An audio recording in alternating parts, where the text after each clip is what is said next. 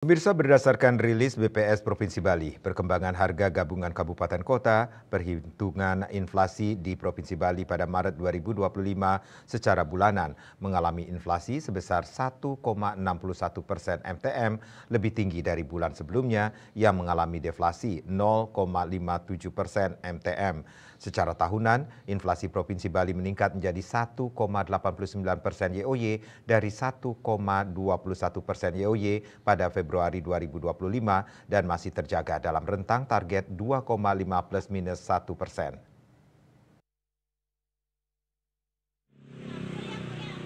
Inflasi bulan Maret 2025 di Provinsi Bali secara umum cukup terkendali, meski terdapat beberapa komoditas yang perlu mendapat perhatian karena mengalami peningkatan harga cukup tinggi seperti komoditas hortikultura.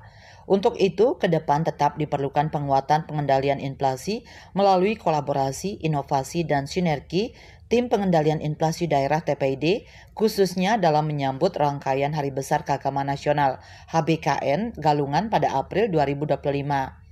Inflasi di Provinsi Bali terutama disumbang oleh kelompok perumahan, air, listrik, dan bahan bakar rumah tangga, serta kelompok makanan, minuman, dan tembakau.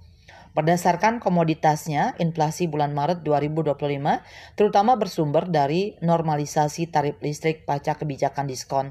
Lebih lanjut, terdapat kenaikan harga komoditas hortikultura seperti cabai rawit dan bawang merah seiring terbatasnya pasokan di tengah peningkatan permintaan pada HBKN Nyepi dan Idul Fitri. Sementara itu, inflasi yang lebih tinggi tertahan oleh penurunan harga daging babi, tarif angkutan udara, harga daging ayam ras, kangkung, dan tomat. Secara spasial, seluruh kota kabupaten IHK mengalami inflasi bulanan dan tahunan.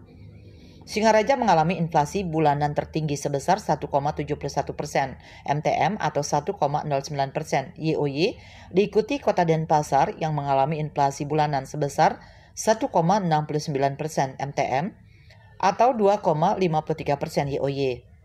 Selanjutnya, Kabupaten Tabanan mengalami inflasi bulanan sebesar 1,52% MTM atau 1,84% YoY, dan Kabupaten Badung mengalami inflasi bulanan sebesar 1,45% MTM atau 1,32% YoY.